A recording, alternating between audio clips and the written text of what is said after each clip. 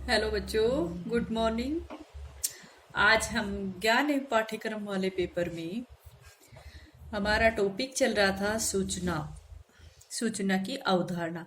तो आज हम उस सूचना के का जो अर्थ और परिभाषाएं थी उसके बारे में हम कल अध्ययन कर चुके हैं। आज अपना टॉपिक रहेगा कि सूचनाओं से संबंधित आवश्यक बातें कौन कौन सी है, या फिर कहें कि सूचनाओं से संबंधित वे बातें जो उसके लिए आवश्यक हो। ठीक है, तो आज का अपना टॉपिक क्या है?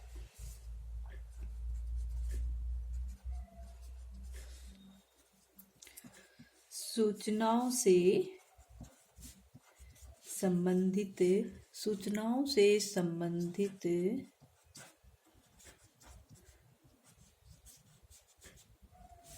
आवश्यक बातें बातें ठीक है। यानी कि सूचनाओं को एकत्रित करने के लिए या सूचनाओं के बारे में जानने के लिए हमें किन किन आवश्यक बातों का पालन करना चाहिए। ठीक है, उसके ऊपर आज हम बात करेंगे। आप सभी जानते हो कि सूचना से अब हमारा अभिप्राय क्या है कि जो विचारों को आदान प्रदान करते हैं वो सूचना ही होती है। ठीक है, विचारों का जो आदान प्रदान करने की जो विधि है वो सूचना के माध्यम से ही होती है। ठीक है, और हमारे पाठ्यक्रम में सूचना का जो महत्व ये माना जाता है कि किसी भी दूरस्थ स्थान पर, किसी दूर के स्थान पर जो छात्र रहते हैं उनको किसी भी प्रकार का ज्ञान देने के लिए हम सूचना का ही प्रयोग करते हैं, या फिर जो ज्ञान हम उनको देते हैं कैसे भी दे चाहे उस ज्ञान को हम सूचना की ही संज्ञा देंगे। ठीक है, और वो ज्ञान किसी किसी महत्वपूर्ण विषय से संबंधित या पाठ्य वस्तु से संबंधित ही ज्ञान होगा। ठीक है, तो सूचनाओं का हमारे पाठ्यक्रम सूचनाओं को एकत्रित करने के लिए या सूचनाओं के बारे में जानने के लिए आवश्यक बातें कौन कौन सी हैं। तो सबसे पहली बात इसमें है, जो ध्यान देने योग्य बातें हैं वो है कि सभी स्रोतों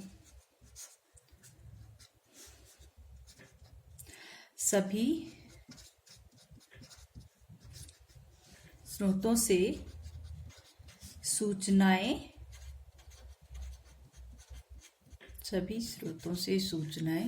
एकत्र करना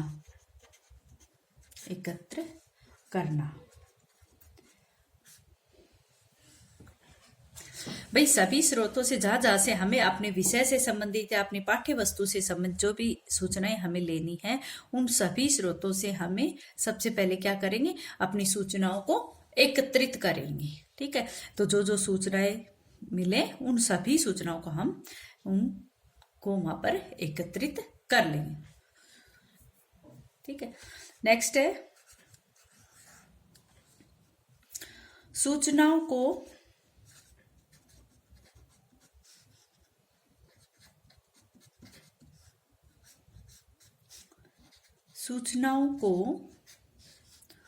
सुरक्षित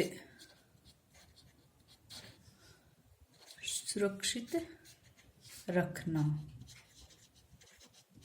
जी, सबसे पहले तो हमने क्या कहा कि हमें सभी स्रोतों से सूचनाएं एकत्रित करनी है। कौन सी सूचनाओं को?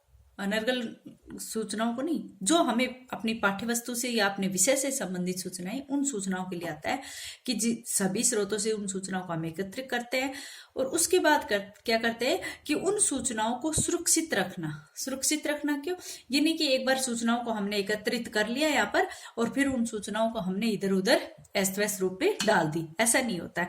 हमें उन सूचनाओं को, जो जिस भी स्रोत से हमने जो सूचनाएं ली हैं उन सूचनाओं को सुरक्षित रखना पड़ता है। कहीं भी उनका स्टॉक हम रखते हैं लिखित रूप में, किसी भी तरह से हम उन सूचनाओं को अपने पास सुरक्षित रखेंगे। ठीक है, इसके बाद क्या करेंगे, समय पर उनका प्रयोग करेंगे।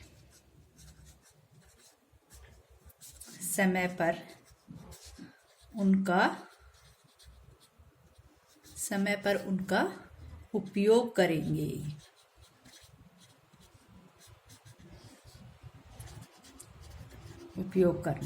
करेंगे।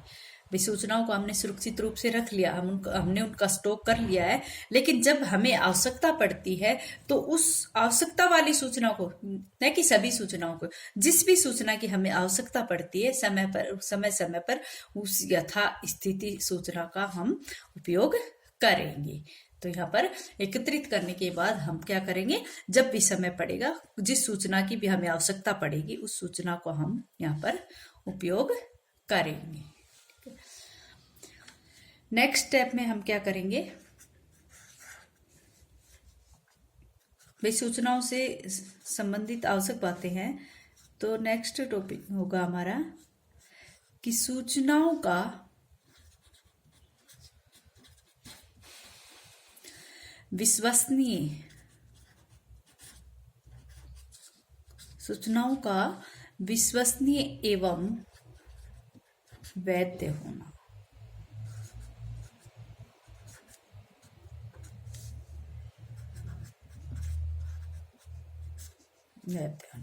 सूचनाएं जो भी हमने यहाँ पर प्रयोग की है, यानी कि एकत्रित की है, वो सूचनाएं ऐसी होनी चाहिए जो विश्वसनीय हो, यानी कि वो विश्वसनीय हो और वैध हो। वैध या विश्वसनीय होने का मतलब क्या है कि उन सूचनाओं का अगर हम भाई आज प्रयोग करें या फिर उन सूचनाओं का हम 10 दिन बाद प्रयोग करें, उनके परिणाम एक जैसे ही होने चाहिए।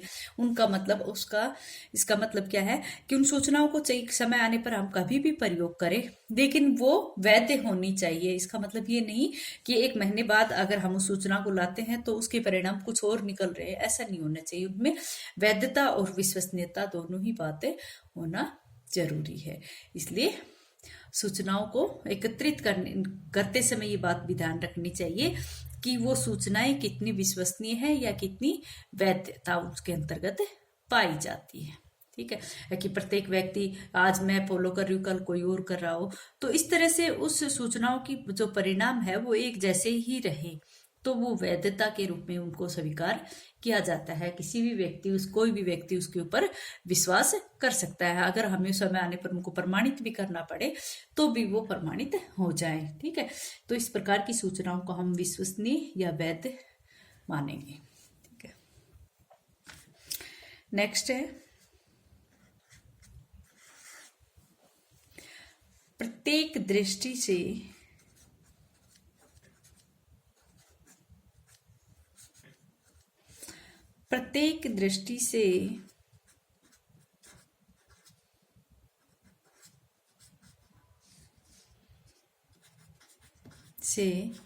एकत्रित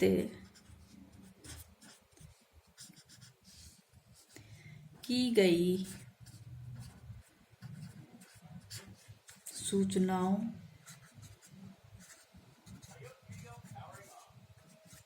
प्रत्येक दृष्टि से एकत्रित की गई सूचनाओं का पूर्ण होना।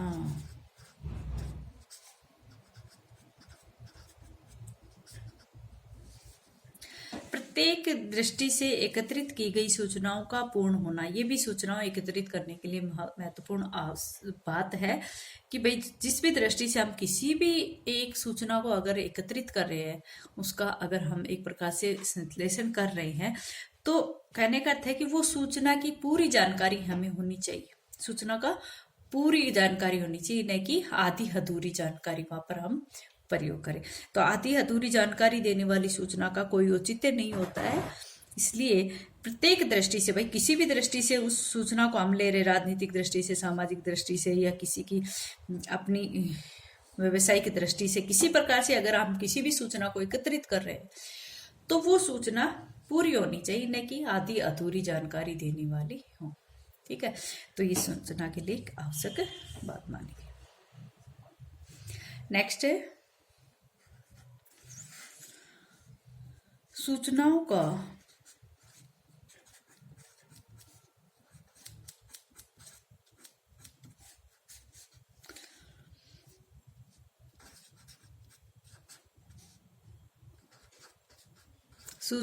का अपने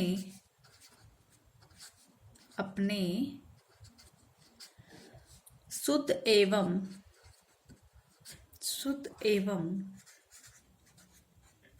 मूल रूप में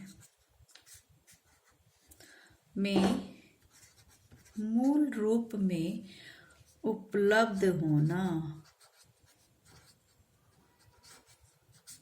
उपलब्ध होना, ये बात भी उपलब्ध होना, ये बात भी अपनी सूचनाओं के लिए जरूरी है कि भाई सूचनाएं जो हैं, जैसे भी हमने सूचनाओं को एकत्रित की है, चाहे वो किसी भी विषय से संबंधित हो, किसी भी दृष्टि से हमने उनको एकत्रित किया हो, लेकिन वो सूचनाएं विश्वसनीय और वैध होने के साथ उन सूचनाओं का शुद्ध रूप एवं मूल रूप में उपलब्ध है, जो वास्तविकता होती है वो ही हम एकत्रित करेंगे सूचनाओं में।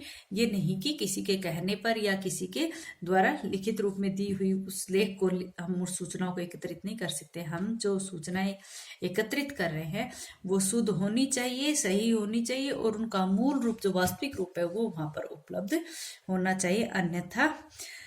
अन्यथा सूचनाओं का कोई अपना महत्व नहीं होता है। इस तरह की सूचनाएं ही यहाँ पर अपना औचित्य रख सकती हैं। ठीक है, तो अच्छा बच्चों, आज अपना टॉपिक इतना ही, आगे कल कराएं।